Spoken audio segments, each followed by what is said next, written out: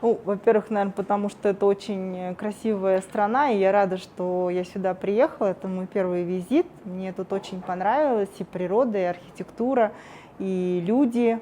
Во-вторых, хотела познакомиться с предпринимателями, посмотреть пути для сотрудничества.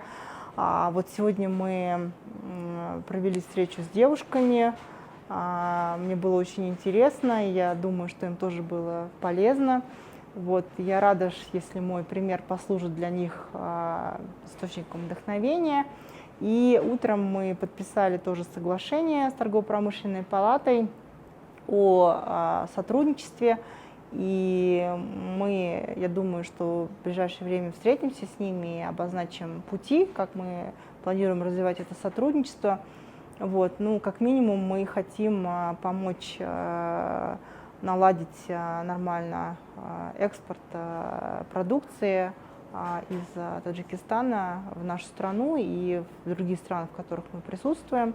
Вот, и будем рады, если нам получится найти еще другие пути для сотрудничества.